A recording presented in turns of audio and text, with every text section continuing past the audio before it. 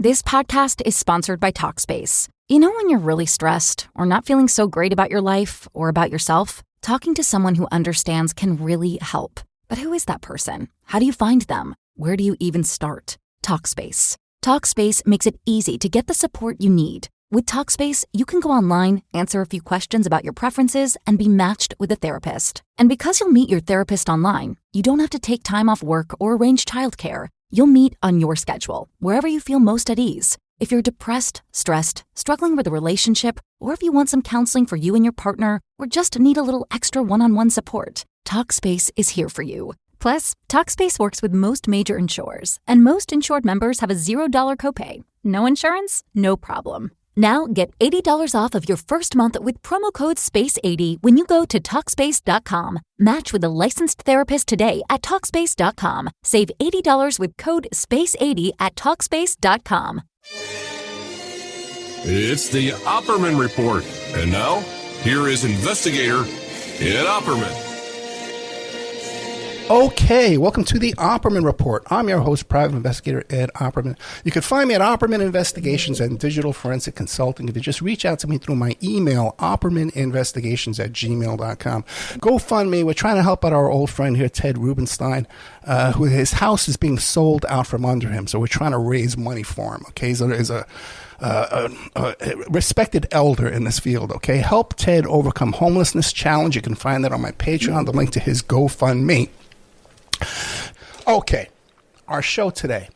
Brand new book. The ink is not even dry yet. It's called Oswald Puzzle, Reconsidering Lee Harvey Oswald.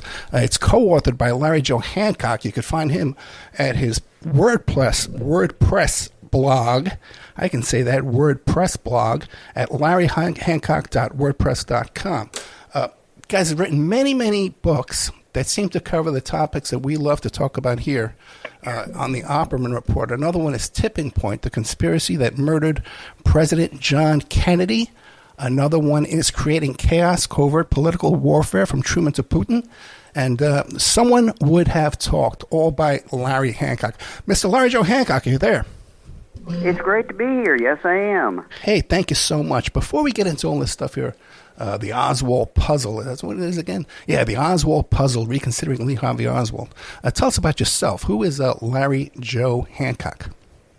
Well, yeah, my resume starts college, Oklahoma State University, University of New Mexico, graduated with degree in history and cultural anthropology and education. And then after graduation, went directly into the Air Force, served for 4 years, and the Air Force took me into technical subjects, computer communications and computers.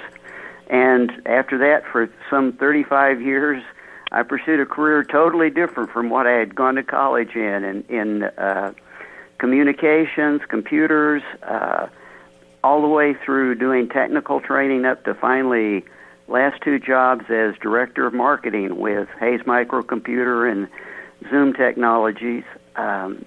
So long career there, lived all over the United States, D.C., California, Georgia. Then when I was in Georgia, along about 1995 or so, my wife said, I just saw this book about the Kennedy assassination. This reporter in Dallas has published a book. I know you were alive then. Maybe you should read it. Yeah, I got it. I read it. And then for the next 35 years, while I was working and after retirement, just dug into the Kennedy assassination, became a document geek, spent hundreds of hours collecting documents from the National Archives, and as you said, ended up writing a number of books on the Kennedy assassination, on national security. So that's kind of where I am today after 3 decades or so after that. Somebody wrote a book. Now I've written 4 specifically on the Kennedy assassination. Okay, great. So now, Oswald Puzzle, Reconsidering Lee Harvey Oswald. What are we going to find in there? I think what you're going to find in there is a very different picture of Lee Harvey Oswald than what's come to be in the history books, from what was presented in the Warren Commission. He was presented as a very one-dimensional character, and one of the problems for the Warren Commission was they could never come up with a motive for Oswald doing anything to JFK. When they interviewed people, Oswald had spoken positively about him. He was very much for racial equality, economic justice, major Kennedy administration policies. He even was cited as saying that he felt Kennedy was probably the best one to be talking with Khrushchev and avoiding a third world war. So they really couldn't find a kind of any motive at all, and so they had to end up essentially painting a very limited picture of him as being antisocial, asocial, just violent, mad at the United States, which when you step back and take a look at what Oswald himself had said on radio and TV and in a lot of his writing that he was doing in 1963 is totally different from the real Oswald. So, yeah, you'll find a different Lee Oswald in the book in his own writing and in pictures with his friends and family. How about Oswald's defection to Russia, living with Miss Payne there, in the home? Like, it seems to be a lot of intelligence activity going around this fellow. He certainly, he did, without a doubt, become entangled in intelligence. To a large extent, based on his own agenda, things he wanted to do, places he wanted to do, just put him in front of the CIA. When he showed up in Russia, after having been studying the Russian language for some time and talking about he really wanted to see if the Russian system worked, he immediately showed up, in State Department memos, going to the CIA, and from then on, the things that he was interested in, he was different than most young men of his era, and he wanted to see, he was a self-declared socialist. He had tried to join the Young Socialist Party as a teenager, and he was the kind of person that wanted to see for himself. And when you do that, he did manage to get on a lot of people's radar all the way up to the time of his death, and that's another subject to the book, because we go into how that happened with various aspects of the CIA and the FBI, and how he became entangled, not really wittingly, but just because of things that he wanted to do, places he wanted to do. When you decide that you want to support Castro and leaflet for Castro in Cuba in 1963, you're definitely going to be on the intelligence radar. So then, you believe like his leafleting for the anti-Castro Cuban, or the pro-Castro Cubans, as a matter of fact, and then what do you make of all that Guy Bannister, involvement in that, area there? New Orleans is where it becomes really complex, but actually it starts in Dallas. In Dallas, Oswald had started writing. He was writing to the Socialist Workers' Party magazine. He's writing to these organizations, a Fair Play for Cuba, and talking about the fact he had already started leafleting for Cuba in Dallas, and actually been chased off by the police. But before he moved, he had moved he'd had a lot of manual jobs after he'd come back from Russia, was having really a hard time, holding a job, but he was interested in politics. Oswald was, if anything, like his Marine officers said, or on record as saying, that he talked better geopolitics than they did. They'd get into discussions, and Oswald would embarrass them by knowing more about world affairs than they did, and these guys are college graduates.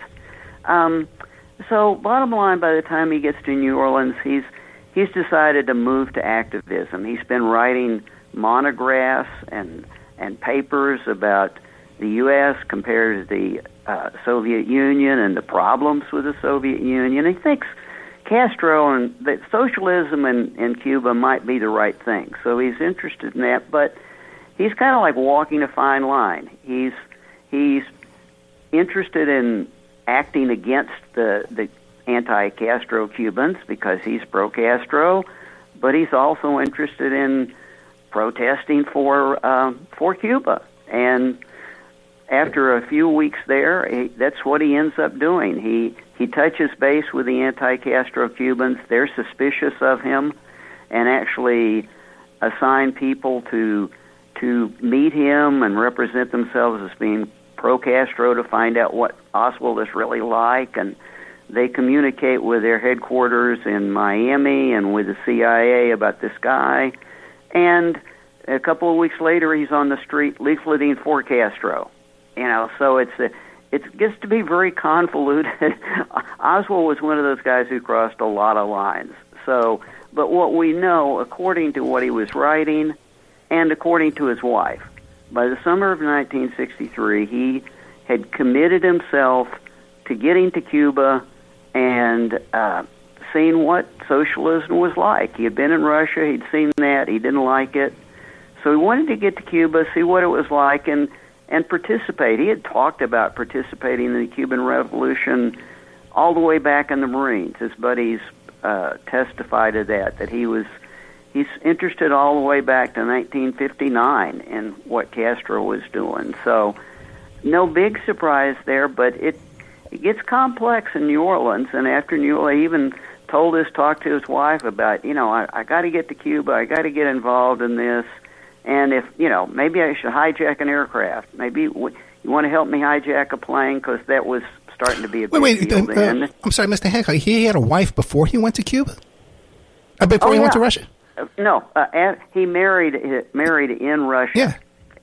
Yeah. So when they had been married for over 2 years by the time we see him in 1963, and had one young child, and one on the way. His wife was pregnant as of the summer of 1963, and actually he and his wife were both writing about getting her back with the children to Russia, because he was having such a hard time getting a job in the United States. She was homesick.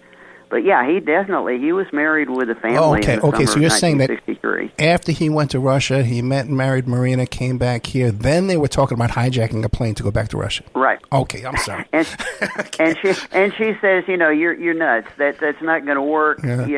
No, I'm not going to do that. If you manage to get to Cuba and send for me and the kids, okay, we'd come, but you're going to have to get there on your own. Well, what do you make, though, of his approval to visit Russia the first time, the financing of that trip, and then him being allowed back in? Was that the state incompetence by the State Department to be allowing this socialist fellow, Cuban leaping here to coming and going as he pleased? Actually, a lot of the mystery about that, honestly, has come out of my camp, the JFK conspiracy folks. Oswald, for his last year in the Marine Corps, saved all his money. We know that. He didn't spend anything. He stopped going out. He stopped hitting the bars in Japan, got back to the United States, sending all of his money.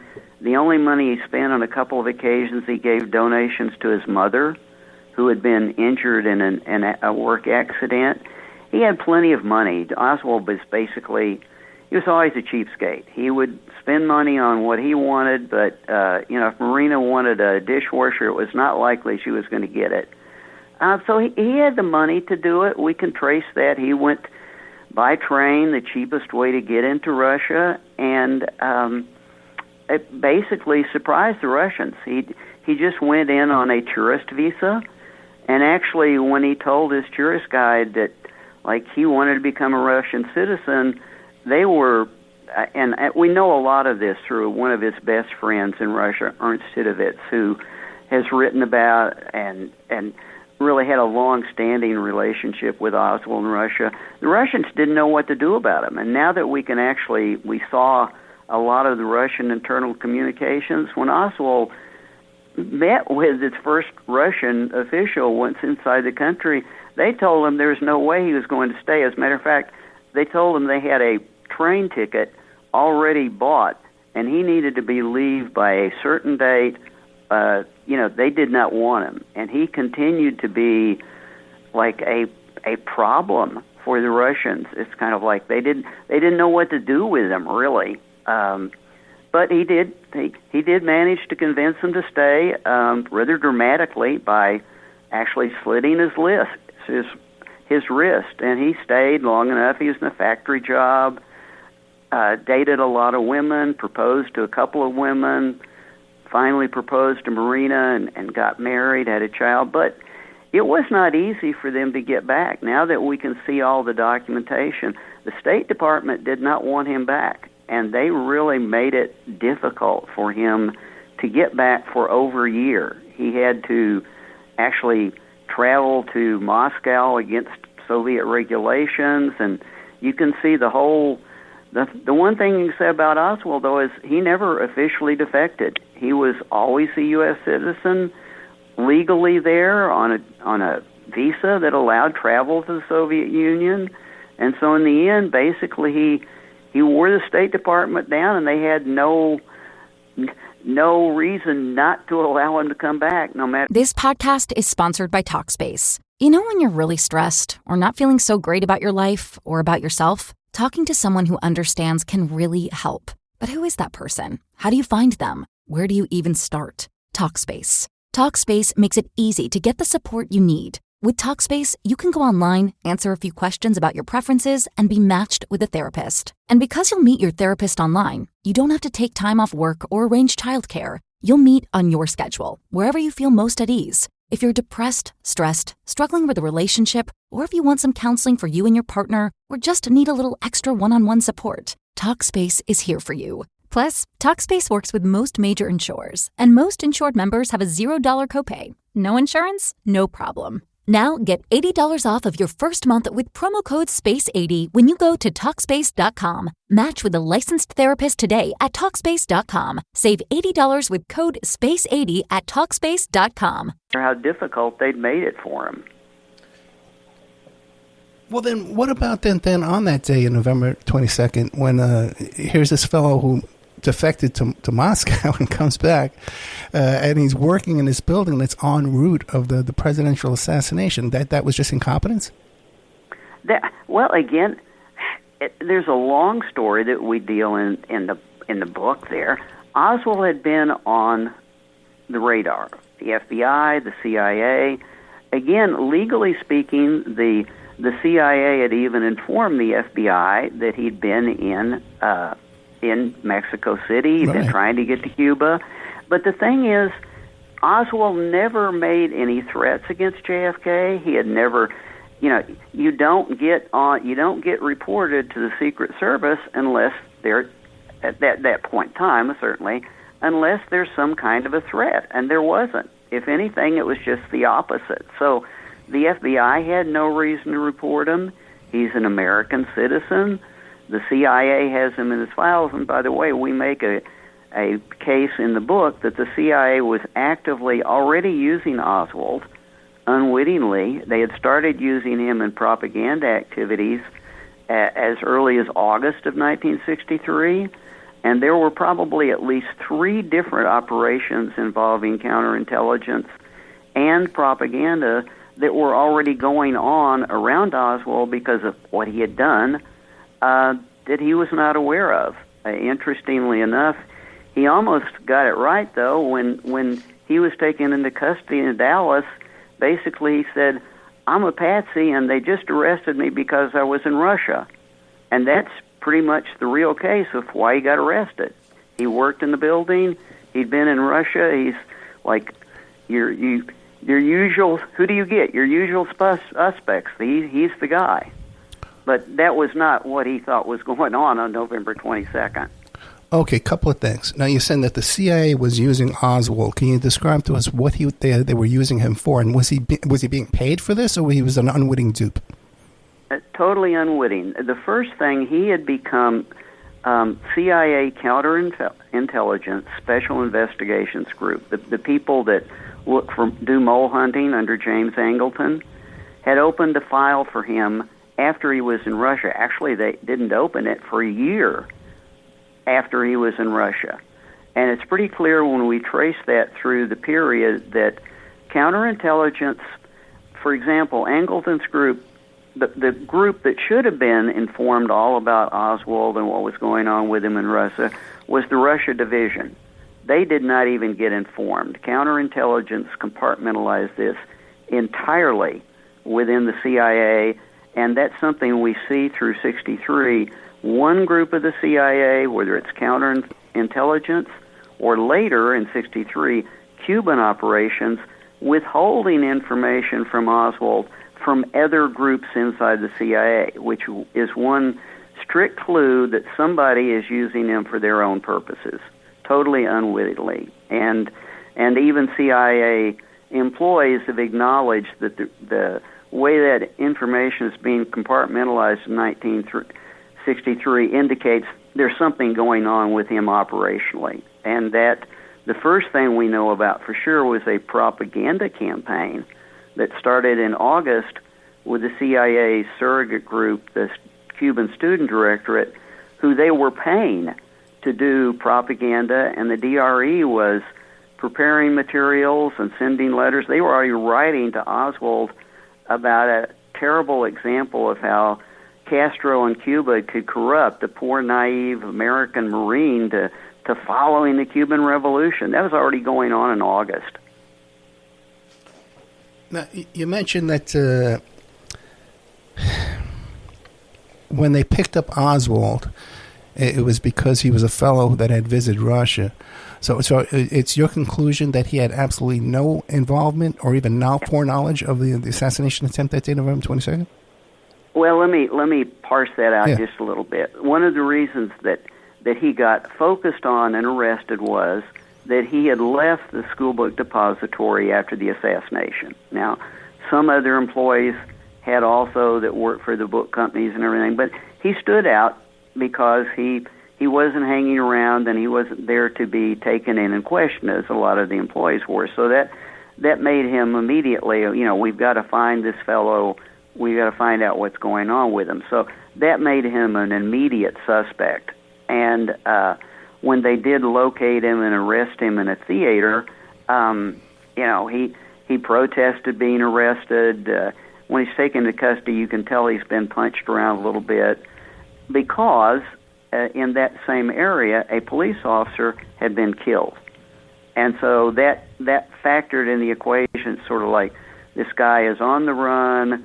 He may have killed this police officer. In fact, they charged him with that. So by the time he gets into custody, there's more to it. From Oswald's perspective, all he knows is, geez, I was in a movie theater and they picked me up and I'm here. And, our view and what we present in the book is he did not understand that he had actually been framed for the attack on JFK, framed simply by planting a rifle that was owned by Oswald in the schoolbook depository. So, yeah, our picture of him is as totally innocent. Not as he had his own plans going on, but as far as JFK is concerned, absolutely innocent and a patsy. Okay, so and from the Larry Hancock, David Boylan perspective in Oswald Puzzle, Reconsidering Lee Harvey Oswald had nothing to do with the Tippit killing. That I'm going to say JFK for sure. On the Tippit killing, I'm not totally sure of that. I've studied that for years and years. What we do know is Oswald was carrying a pistol. He was carrying a pistol when he was taken into custody.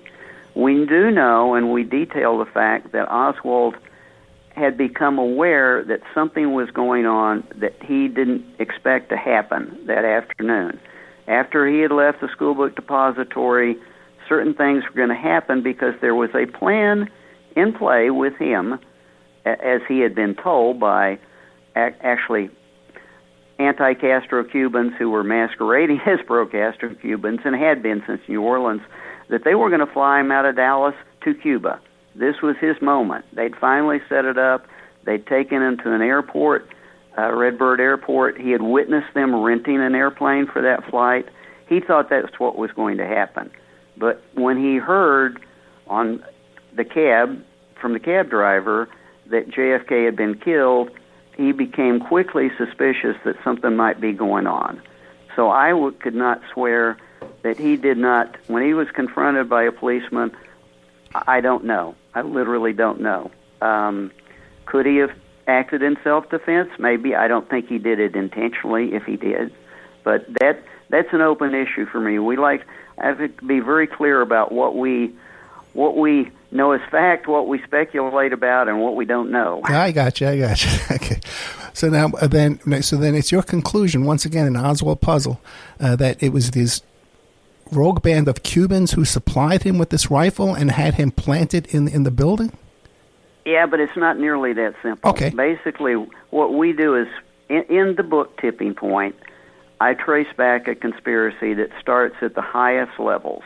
It's a conspiracy that started with Angleton, CIA counterintelligence, William Harvey, and probably came all the way down to people that have been trying to get rid of Castro and anti-Castro operations at the CIA's Miami station, came all the way down there, and actually involved people like Johnny Roselli, who had been working with them, a organized crime figure.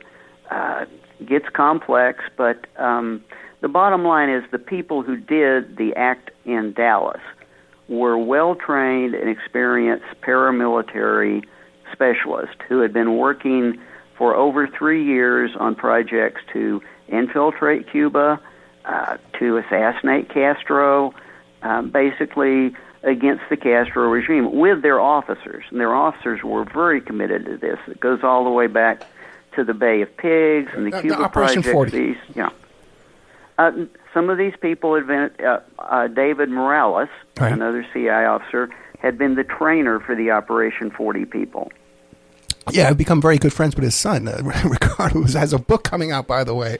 My father, Monkey Morales. Who else do you conclude with? By the way, the book he's talking about here in this last portion is called Tipping Point: The Conspiracy That Murdered President John Kennedy, which was published in 21, much earlier than this book we're talking about today, the Oswald Puzzle. So who do you think the shooters were? The shooters were, I can't give you specific names. What we do in that book is give you the names of half a dozen people that fit this profile. We know these people had all been involved in these operations. They were expert marks people. They had marksmen. They had been trained. They trusted each other, was really key. They had worked for a CIA officer named Rip Robertson, in anti-Castro operations. They trusted him. The people that went to Dallas were all people that had worked together for 3 to 4 years, and there was a huge bond of trust between them, but they were quite segmented and compartmentalized from the people above them. And there were some support people involved. If you want to trace it even, so basically it's Morales, Harvey, Roselli, a couple of other names come up like Henry Heckscher, even the possibility that Roselli's friend Fred Black, had co-opted Vice President Johnson and assured Johnson that he was not going to have to worry about the Bobby Baker scandal because, it was going to be okay. He just had to be cool, and if anything happened, keep the lid on. And I covered that in the book. Someone would have talked. So it's a long progression. But I will say that there was a context at the top levels of where these people were working, that there was a general at the CIA and the people they were associated with. They were concerned about Kennedy, his push for neutrality in Laos, his push to get out of Vietnam. And the real tipping point in the whole thing, which the reason named for that book, is that JFK had, based on Fidel Castro's outreach to JFK in the fall of 1963, Fidel Castro had essentially offered to get the Russians out of Cuba, to go neutral, to reconcile with the United States. Kennedy had said, if you just stop exporting revolution in Central America, we can do a deal. And they were scheduled to begin those talks on November 22nd. And the people that I'm talking about that went to Dallas were informed of that, and they had been told about 2 months previously if they didn't do something about this Kennedy-Castro détente, then they would never be going home. and all the lives that had been wasted up to that point were just wasted. So for them, it was a very emotional thing. Right. So then people like Sturgis and Hunt, do you believe that they were involved? No, I don't. I believe Sturgis and Hunt probably heard this story. There were a lot of people that were connected in Miami that have heard this story. I've talked to some of them. Lots of people within the Cuban community and the exile community kind of knew how it came down. But as far as being operationally connected, no, I don't. These people would never have trusted Hunt. They trusted only people that they had worked with and who had risked their lives with them. And that was not Howard Hunt. And it wasn't Frank Sturgis either. It wasn't even Jerry Hemming. Gotcha. It's funny because while we're having it's behind the scenes, while we're having the discussion, I'm getting messages on Facebook from A.J. Weberman, okay, who wrote the book. Oh yeah, A.J. Yes, Weberman. I read your books years ago. Got it. Well, I've known A.J. since I was like 17 years old, back in New York City, you know. And he's been on the show many times too. About that book too, about Jerry Hemming, which I think is really has a lot of really good content in there. And he was out there hanging around with these characters. But Hemming knew. Yeah. Let's put it this way: Hemming knew what had come down. When Hemming talked to Noel Twyman, he knew. When Hemming told Noel Twyman that if he told the full story, his son, named after Felipe Vidal, who was in Dallas, would have to change his name, he wasn't lying. And when Noel Twyman said, Jerry, I think I don't want you to tell me anything more because you might change your mind, and this is from Noel to me, so shut up, okay? You've told me enough. We don't need to go any further because I don't want the... He was serious. So I absolutely, when Hemming said he got on the train and then got off, I think that's the literal translation. But yeah, Hemming knew. I had conversations with Hemming. Hemming would always say, you know, Hancock, you better watch your six. And I'm going, yeah, I know. I got it, Jerry. Yeah, I would agree, yeah. Now, you mentioned earlier, off the air, when we were having our little pre-interview, what did Oswald think was going to happen November 22nd? I actually interviewed that fellow, Frazier, I think his name was, who drove him to work that day. Oh, yeah. Buell Frazier. Oh, yes. Buell Frazier, right. Yeah, uh-huh. Yeah, he had some instances that I had never heard before, too. But what, in your conclusion, Oswald puzzle, what do you conclude Oswald thought was going to happen that morning? Oswald had been associating with these people. Again, we give some names in the book, but since New Orleans, these are anti-Castro guys deep within the CIA. They're operational within the CIA, but, you know, they have their own agenda, and the guys that I've been talking about in Miami have their own agenda. You know, they're very well working both sides of the street. There's a very legitimate propaganda operation going on around Oswald, but the conspiracy that formed in October is in motion. So they're setting up Oswald. They take Oswald after New Orleans to meet with this well-known and convicted Cuban gun runner who's a personal friend of Castro. And they go up to this guy named McCowan and says, we need to buy a bunch of rifles because we're going to do a revolution in Central America. They're already setting up Oswald, you know, for this. Okay, I'm a Castro supporter, and they're getting me involved, and I'm really getting into this. When I get into Cuba, I'm going to have a reputation. I'm not going to end up in a factory like I did in Russia. You know, things are better. They take him to Dallas and do an infiltration against a lady named Sylvia Odio, and when Oswald's not there, the next day they call her back and say, this guy's a wild man. He could kill Castro, he could kill JFK. So they started to establish this profile for Oswald. They're doing this totally without his knowledge. But when we get to Dallas, what they continue to tell him is, we know that you want to come join the revolution, and we want to help you. And what they did the week of the assassination was to take Oswald to Redverde Airport and watch them essentially from a car while they talked with a fellow named Ray January about leasing a plane and him flying. They needed a very special plane. It needed to have tanks to go very long distance, and it needed to be able to go at least to the Yucatan, okay? And when January was talking with him, and we pursued this with him later, It's like, these did not look like people that would be able to afford to rent a plane to do this. I was afraid they were going to get me and they were going to hijack this plane to Cuba. Oswald sees this. So they've pitched him that, when Kennedy is here and everybody's looking the other way, we're going to take this plane and we're going to demonstrate your commitment by flying to Cuba, and you're going to enter as, one of these well-covered media folks that, defect me to Cuba. You're going to have a real entree. That's what Oswald thought was going to happen. And then Oswald was forced into a choice. He also had a family. He had a new baby. And we think he was torn. It's like, man, this is the opportunity I've been looking for, but do I leave my wife and baby? He goes home Thursday night, asks his wife if she'll immediately move in an apartment with him, and she says, look, I got a brand new baby. I'm staying with a lady who has a washing machine. You get the apartment, you get the washing machine. After Christmas, we'll talk. And basically, he made up his mind that he would go ahead and take the Cuban option. So that's what he was looking to do on November 22nd, that we posit. Now, one thing I'd like to make clear, the Oswald puzzle is two-thirds a biography of Oswald, a real biography. This last third that we're talking about is speculation. This is a scenario that we think is viable, but we always like to separate the real history from, that we can document from what we think happened. Okay.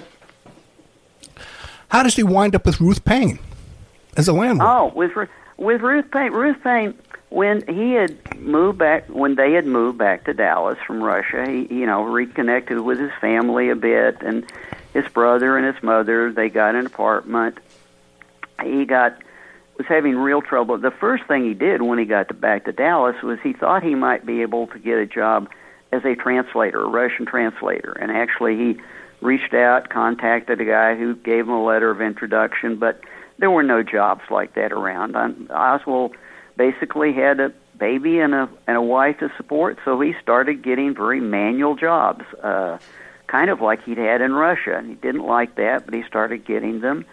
And the part of the story that becomes interesting is because of his Russian language and her Russian language, he made some connections via the fellow who had certified his Russian speaking skills, introduced him to people in the white Russian community in the Fort Worth area, and they started getting introduced. And actually what happened was they started getting invitations. You've just been in Russia, tell us what it's like. And Marina, you're Russian, we like that. So they start visiting, and the sad thing is everybody really took to Marina, but Oswald was always like, if you agreed with his politics, it was great. If he didn't, he would push back.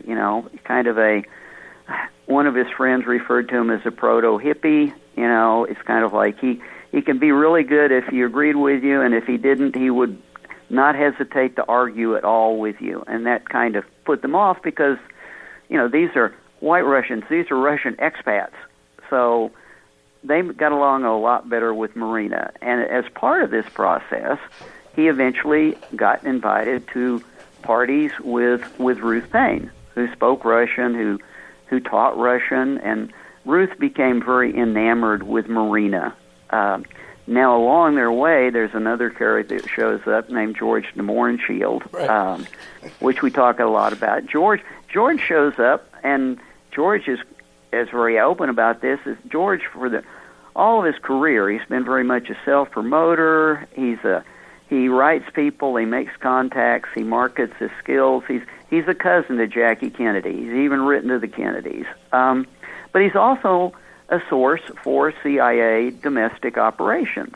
And when CIA domestic operations gets informed that Oswald and wife are coming back to the New Orleans area, they want, what's he saying? What's he doing? The FBI knows he's coming back. They'll check out and see if he meets with any subversives. But we want to know what he's saying. What's he saying about Russia? Is it good, bad, indifferent? Could we use it? And so de Mohrenschildt, a couple of months later, he's certainly not the first one that shows up. He goes and talks to these people, and this ex-Marine is back here with his Russian wife, and here's where they live. And so he goes and connects with them and actually provides information back on, Oswald is here, and he gets to be friends with them. And actually, the strange thing is he gets to be friends because Des Moines Shields is a lot more liberal than most of these people are, and even himself, he says, Oswald, I found it a lot easier to talk to Oswald than I did to my own son, because my own son wasn't interested in things that we were talking about, and Oswald was a real free spirit, which Des Moines Shield was. But again, rambling answer to your question, how does he connect with Ruth Paine? Yeah. He really connects to Ruth Paine because Ruth Paine is separated from her husband. Marina constantly gets separated from Lee for a week, 2 weeks, a month, while he's living in Fort Worth and Dallas because he's going off looking for jobs. When he goes to New Orleans with no notice in particular, Ruth says, well, hey, you can come live with me, and I'll, when he gets a job, I'll drive you there, which she does. So the friendship is definitely between Ruth Paine and Marina, and I think, honestly, part of it because Ruth is having a problem with her husband, too. And I think if you look at some of the letters that are written between them, Ruth develops quite an affection for Marina, which may not have been reciprocated, but she was very helpful. And Marina did get along with her, and probably as well or better than she did with Oswald at several points. But Larry Joe Hancock, do you acknowledge Ruth Paine's connection to intelligence?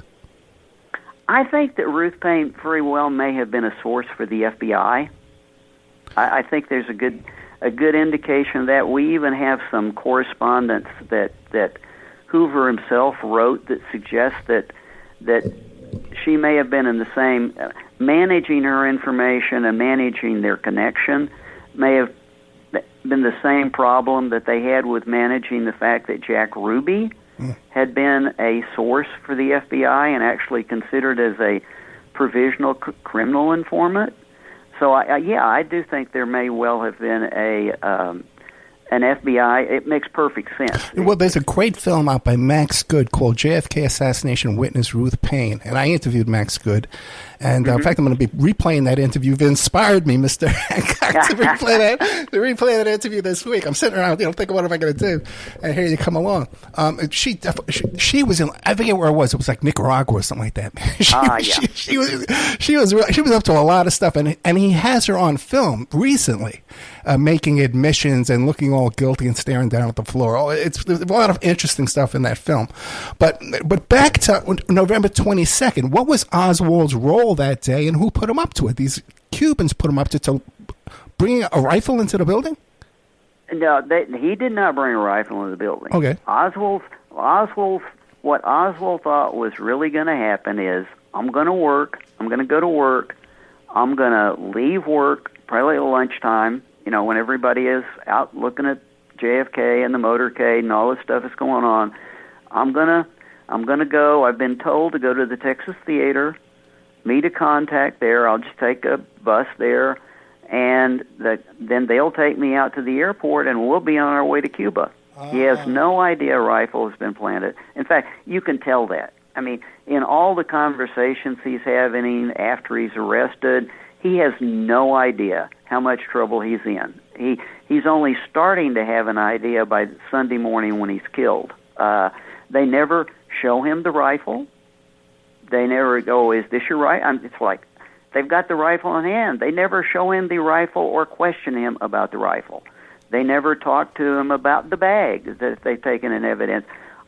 He's never taken any of that. And you can see the dialogues he's having with his wife and his brother. It's like, don't worry, there's no reason to worry. And by the way, what you need to do is make sure you've got new shoes for the baby. Oswald does not really know how he has been set up. That's our contention. Okay, but they have a picture of him holding a rifle. The Cubans did that? No, that's way back in time. We go into that at great length. Okay. Oswald, in the spring of 1963, and this comes into his biography. This is a part that we had Ken document. Oswald had decided, at this point he's got a pretty good job. He's working at a photographic company, And he's getting back into his reading. He's getting back into his writing. He's kind of reinserting himself as an activist, and you can tell that by what he's writing. And de Mohrenschildt said, he kept talking about, the revolution and going to Cuba and, social rights and against racists and against fascists. And I told him, you're just a talker, Lee. Real people get out there on the street and do something. They affirm their beliefs. So he had started a letter writing campaign. He's writing to the Socialist Workers' Party. He's even writing the Communist Party USA, volunteering his photographic services, getting into a real correspondence with them, sending them samples of his work. According to them, sending samples of a picture.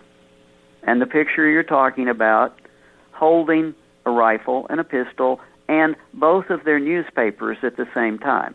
Now, the interesting thing, which never gets talked about, is people have tracked down a letter to the editor from LH in Dallas. Exactly the same thing that Lee Harvey Oswald was writing about at the time in his own work that we have copies of.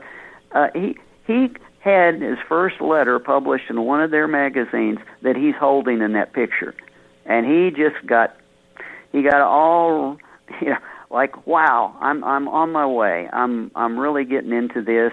And so yeah, there is a picture of him holding a rifle. Yeah, I know the conspiracy community will hate it, but yeah, I think he bought the rifle, he brought the pistol, and he was launching a new campaign of activism for himself. So he had that rifle. How the rifle got into the school book depository, I would love to know, but I'm pretty sure I know exactly the people that got it and put it there. Okay. Then we have Oswald. He's sitting there in jail, and we have this whole big convoluted plot, a suicide mission to go in there and shoot him. Now, so what's the motive for that? If he's just a guy walking by, he's on his way to the airport to go to Cuba, you know what I mean? And what is the motive then for that? Okay, for Jack Ruby. We're talking Jack Ruby, well, not just Jack Ruby, because there was a pretty clear shot. There's a guy in a big white suit holding him up. He expected the shot to come. Yeah. Well, okay. Several things going on there. It's like, we don't know that, nothing simple, but Jack Ruby, just a little bit of backstory. Jack Ruby had been brought into this conspiracy by Johnny Roselli, who I mentioned earlier, who's linked to David Morales and William Harvey. These are the guys that have been, Roselli's have been involved in trying to poison and then kill in rifle attacks Castro for, again, 3 years. He's the core of this group that's doing the conspiracy. He brings in Jack Ruby. We can demonstrate that and how we know that. And Jack Ruby is brought in for a pretty minor role. For something like this, for a real serious, attack on the president, you don't just send two guys to Dallas and say, find a place and shoot. That's not the way it works. And, that's insane. So Ruby has been able to provide them with field intelligence, how the motorcade is going to run, which cops are dirty, which cops can we have do certain things that they may not even realize are really nasty until after the fact. Ruby's the man on the ground. And then the afternoon of November 22nd, and we can see this, he's perfectly good with all this. He even tells a buddy to come watch the excitement during the Kennedy assassination. Buddy happens to be a tax informant who later reports that. But in any event, Ruby, after the shooting of the president, and Ruby's supposedly not even on the motorcade route, he's over at the news office, he gets a call from Los Angeles from a fellow we know is connected to Roselli, and the whole world changes for him. Later on, he's asked what the call about. He says, well, we called to talk about my dog. Okay, no, not on the afternoon of November 22nd. Not happening. Jack immediately we know, in that book, Someone Was Talked, I trace his behavior and activities almost minute by minute over 48 hours, has been told that his role changed. His role, Oswald was never supposed to be taken into custody. Oswald went off the rails, should not be alive. He was supposed to be killed, and with evidence planted on him pointing to Castro. He basically is told that you got to get rid of him. And by the way, if you don't get rid of him, you know the consequences. You love your sister. You know how these things work, so do it. And for the next 48 hours, including making contacts that he has at the police department, that he presents as being, I need to get access. He even tries, at one point in time, he tries to get into the room where Oswald is being interrogated, but Jack is so familiar to all these Dallas police, it's kind of like, it's just Jack. No need to be concerned. We all know Jack. We get free drinks at the club. We get other things free at the club. So, yeah, the murder of Lee Harvey Oswald was absolutely, and it was absolutely important to do it before Oswald really understood what condition that he was in, and might start saying some things that would be hard to erase. Like what? What would he say? That would be so important to pull off a hit like that. Oh, he would say who he had been talking to and what he thought was really going on, which would have immediately directed the investigation in a totally different direction. It would have directed them towards these Cubans. It would have directed them towards Miami. And then the Cubans had the juice to muck up the Warren Commission and all this? Oh, no. Lyndon Johnson had that. Yeah. As I mentioned earlier, Johnson had already been brought on board and co-opted and told, you're not going to have to worry about the Baker investigation. It's going to be okay, and it's going to be okay soon. And so from then on, we know the night of the assassination, okay, and went into this in great detail and looking at Johnson's behavior.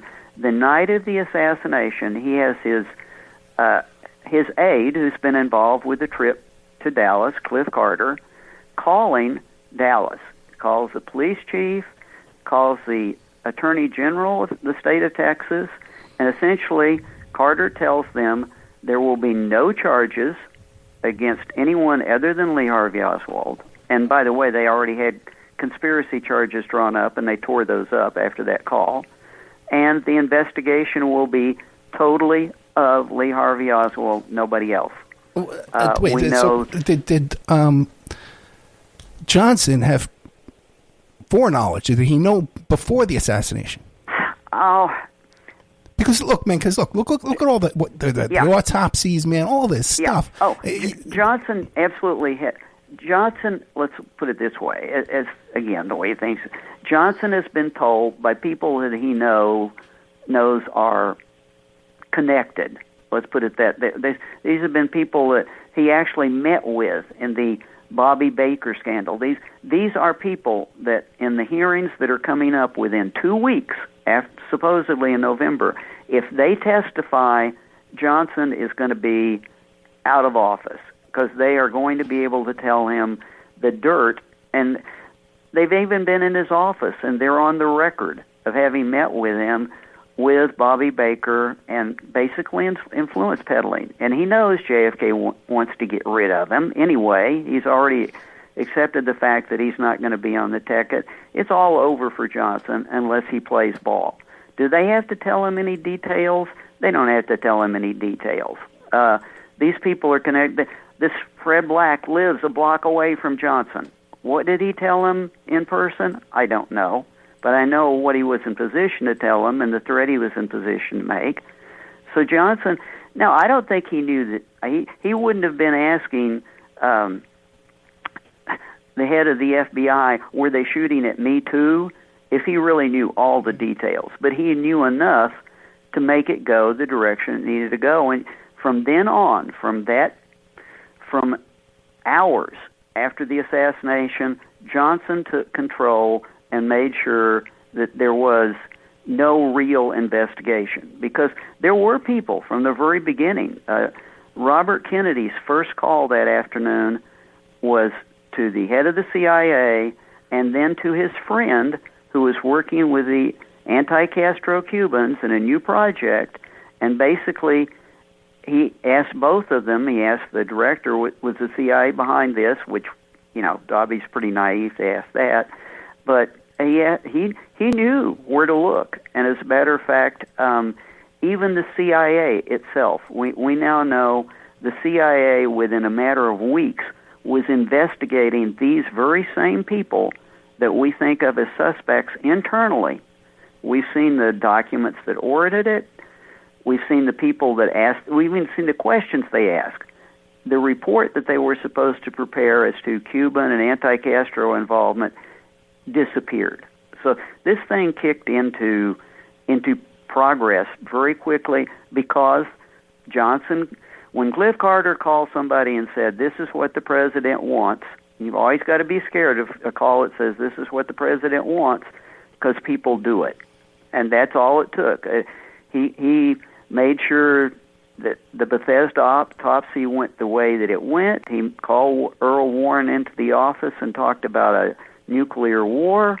When the autopsy doctor was being interviewed by the ARB, he couldn't show us in the photographs where the bullet was supposed to have entered for the autopsy he did. But what he could do is demonstrate that he had a ring given to him by President Johnson for recognition for his services. Real quick, Larry Joe Hancock, one shooter or two shooters or several shooters? At least 3 shooters. At least 2 took the shot. 3 in position.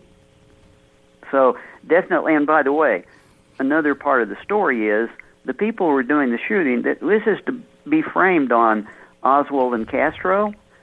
They made it not supposed to be a lone shooter. They did everything in the world to make it obvious that there were multiple shooters, which is kind of where we are today, and that was the biggest problem for Johnson. Everybody that looked at the Zapruder film, we now know the people that looked at the Zapruder film that weekend knew that there were multiple shooters. That was one of the only pleasure I get out of this is knowing that their plan worked up until 12:30, and after that totally blew apart. Larry, we've been talking to Larry Joe Hancock. We're out of time, buddy, okay? Larry Joe Hancock. The book we're talking about is Oswald Puzzle, Reconsidering Lee Harvey Oswald. Check out Larry Hancock.wordpress.com.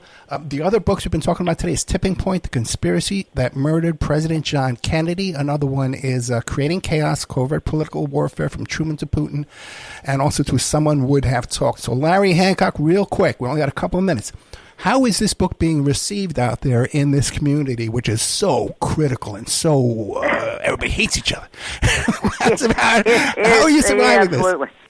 Just exactly what you would expect. Those people, and the strange thing is I come out of this community, 35 years in this community, and have written things that I've now had to recant about Oswald because I took the word from too many people. I accepted too many things. So it's split. The people that kind of know my work and look at the detail that are in it and are willing to kind of take another look at it are receiving it very positively.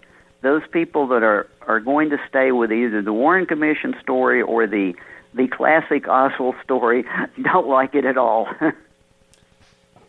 Larry Hancock, I can't thank you enough, man. Great stuff, okay? And I'd love to have you come back and talk about some of this other stuff, the MLK book, and even that UFO book you were telling me about, too.